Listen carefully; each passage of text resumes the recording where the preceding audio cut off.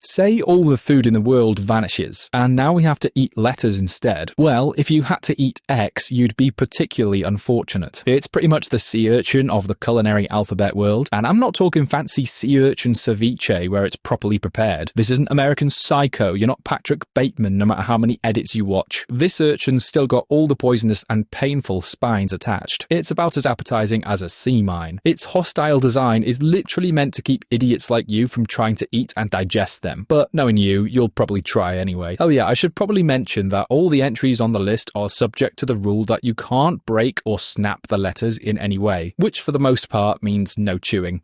Number 9. F. F pretty much takes inspiration from X in the way that it's designed to be as inedible as possible. If you deep it, you can see that it quite closely resembles a cactus, which again is one of those things that tries its hardest not to be food, but there's still some lunatics out there who fancy a bit of casual bodily harm through eating challenges. Knowing this society, they'll probably do it for some TikTok clout and be happy when they get hospitalized so they've got something catchy to put in the thumbnail. Either way, there's no scenario where you consume this and think, yeah, I'll go for seconds, please. Bring out the teddy bear choya. Number 8. J. This one is a choking hazard in the most serious sense and should be kept out of the reach of toddlers at all times. It all comes down to the hook on the J on this one. Now, who's been in this scenario before? You don't chew your food properly because you're so hungry you just shovel down kilograms of food without thinking about it. Might even swallow a sausage completely whole. Well, if that has happened and someone has had to give you the Heimlich maneuver, the food probably shot back out and you were fine. Well, of course, because if you weren't fine, you wouldn't be here right now watching this video. Anyway, that's the difference that we have with J. If it goes down the wrong way, it's a lot less forgiving. Because the curve of the J acts like a fishing hook, it gets stuck in your windpipe and it can't simply be coughed out. If you try, it gets stuck on that dangly thing at the back of your throat. What are those called again?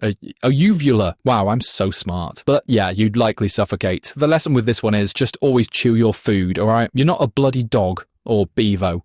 Number 7. U. U is more like a container that you might actually use to eat food out of, not really eat itself. I mean, if you're into chomping down porcelain, hey, who am I to judge? This is a safe space. But when you can't eat it in separate pieces, that's going to be quite the challenge. I mean, have you ever seen any world records for people who can eat the most cereal bowls the fastest? No? That's probably because it's never been done, and to achieve it, you probably need to get some sort of life-altering jaw surgery just to be able to fit it into your mouth. And then in terms of how you'd even digest it, your stomach would probably just look at it and think, okay, we're cooked. This person was clearly meant to be a victim of the survival of the fittest laws of nature.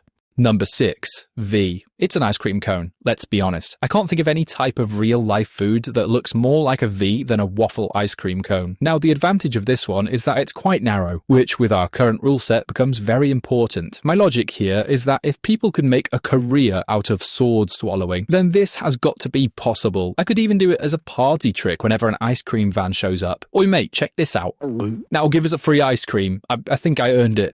Number 5. P. The letter P. Now, are you guys seeing it? No? Let me give you a clue. What do you get when you go to the dentist with your mum and you behave and they give you one of these as a treat afterwards? Of course, it's a lollipop. Although the last time I went, the dentist did look at me a bit weird when I asked for one. Like, so what if I'm in my 20s? I still want one. But anyway, eating the first part of this is great. The top of the P gradually gets smaller as we lick away at the sweet sphere of coloured sugar. But then we get to the obvious part, which is that all lollipops have a stick. And for this to be considered an edible letter, you've got to eat all of it. Yeah, that's not going to be fun, but it is small, so I think you'd be alright. Although, now that I think about it, disclaimer, please don't eat any lollipop sticks in real life. I can't believe I actually have to say that out loud.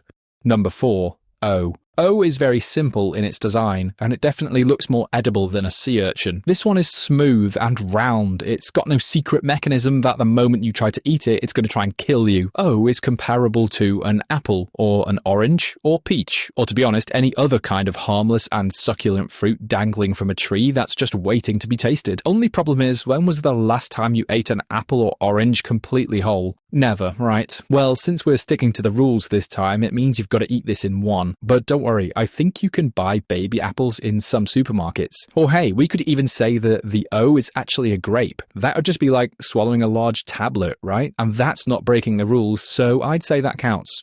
Number 3. D. Now, to save any confusion on what I'm talking about on this one, when I say D looks like a crisp, just know that I'm talking about potato chips. Okay, so D, yeah, looks like a typical crisp, and if you know me, you'll know that I love crisps, but they are quite sharp, especially when you don't break them up in your mouth first. But I think as far as foods that I prefer to have to swallow without chewing, it's 100% going to be this over Hold On cereal bowl. And when it comes to flavour, it's got to be cheese and onion. I don't care if it's Walker's or whatever, but as long as it doesn't have some dumb flavour like sweet and sour, I'm happy. Number 2, B.